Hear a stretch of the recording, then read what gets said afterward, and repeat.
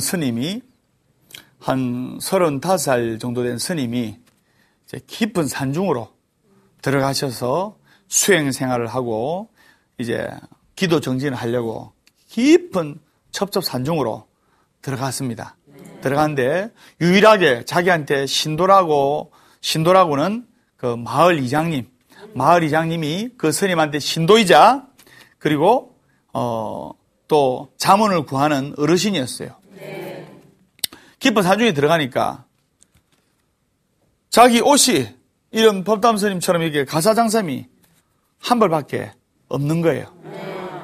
한 벌밖에 없는데 빨고 입고 이라고 했는데 그 쥐가 새벽이면 스님이 이제 가사장삼을 이제 벗으시고 새벽에 이제 주무시고 이제 새벽 4시에 일어나서 예불을 하시고 하는데 쥐가 새벽에 와가지고 자기 스님 옷을 깔아가 먹는 거예요.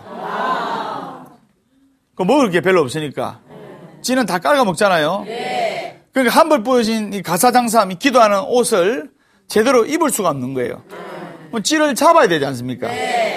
그래서 마을에 내려와서 자기 신도이자 마을 이장님이신 박시간 이장님이신 그분께 부탁을 해가지고 고양이 한 마리를 부탁을 얻어왔어요. 고양이 한 마리를 얻어와가지고 다 스님 그 가사장삼 옆에 고양이를 다 묶어놨는데 풀어놓으면 도망갈까봐 묶어놨는데 이제 겁만 주게 해가지고 불가에서는 살생을 하면 안 되지 않습니까? 겁만 주고 접근을 못하게 하려고 묶어놓고 이랬는데 그러니까 쥐가 그때부터 사라진 거예요. 겁이 나서 안 온 거예요. 오면 고양이가 잡아먹지 않습니까? 그래서 쥐가 사라지고 해결되는데 그럼 고양이가 먹을 게 있어요, 없어요? 고양이가 배가 고픈 거예요. 쥐를 먹도록 그냥 풀어놔버리면 쥐를 잡아먹을 건데 살생하면 안 되니까. 그래서 묶어놓으니까 고양이가 배가 고프니까 이제 순수하게 고양이를 우유를 먹이자. 우유를 먹이는 것은 좋은 일이지 않느냐 이 생각인데 우유가 있어요, 없어요?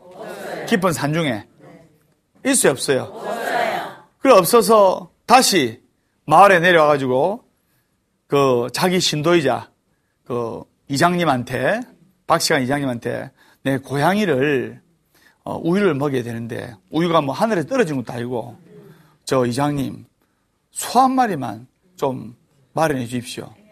그래서 그 이장님이 존경하고 있던 스님이라 소를 이제 우유 잘 나오는 소를 한 마리 보시를 했어요. 그래가지고 이제 깊은 첩첩산중에 데려가서 예불 하면서 고양이가 스님 가사장삼을 딱 지키게끔 하고 배고플 때마다 이 우유를 짜서 고양이를 먹였어요.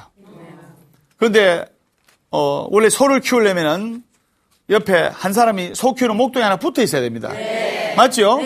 여물도 줘야 되고 고양이는 해결되는데 소를 삼시세끼 여물을 줘야 되고 똥을 좀 채워줘야 되고 일이 더 많은 거예요.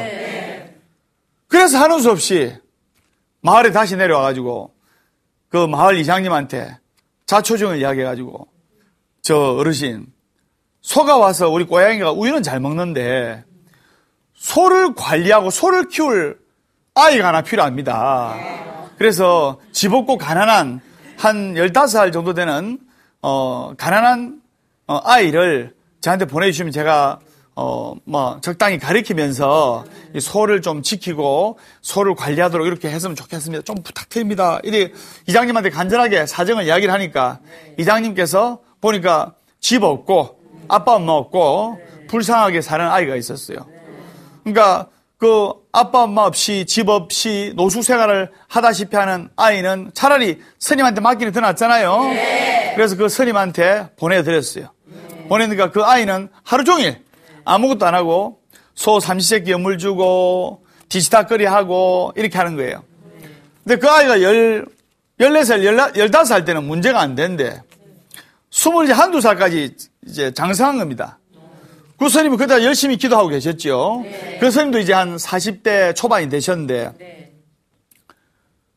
그 아이가 스님 할 말이 있습니다. 이제 21~22살에 청년이 되니까 그래 왜 그러느냐 그러니까 스님 내 친구들은 여자친구도 사귀고 또 일찍 장가간 애들은 결혼도 하고 하는데 내 평생 소망 키울 겁니까? 저는 평생 소망 안 키울 겁니다. 그리고 그렇다고 스님이 저한테 무슨 연부를 제대로 가르쳐 주셨습니까? 저는 스님도 안 할 겁니다. 스님이 적성이 안 맞아요. 여자친구 하나 만들어 주십시오. 안 그러면 내려갈 겁니다. 속 굴고 내려갈 겁니다. 기세가 등등한 청년의 말에 그러면 내가 한번 가서 이 또래 되는 처자 한번 구해볼게.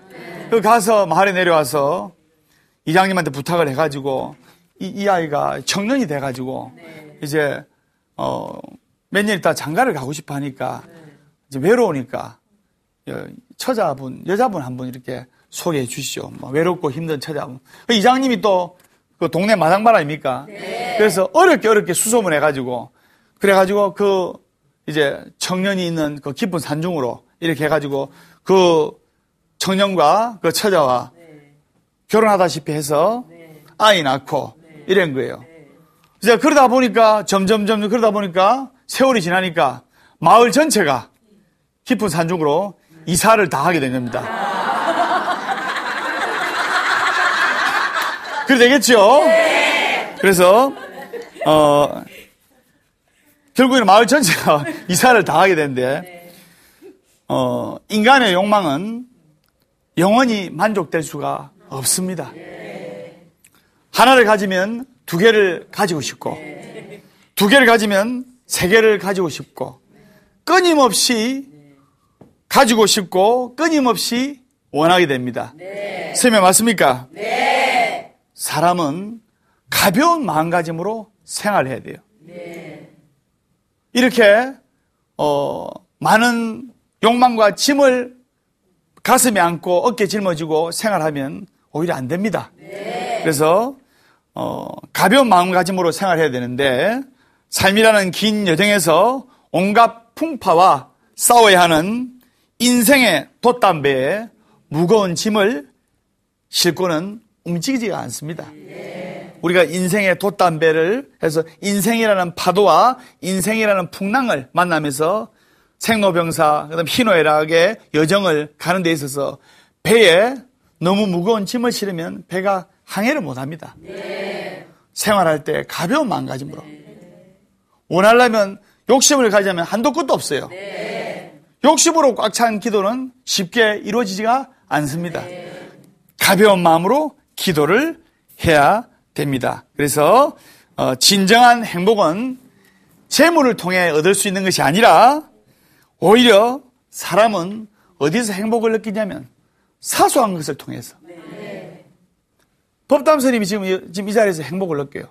시청자 여러분들도 행복을 느끼시죠? 네. 그래서 행복을 느끼시죠? 네.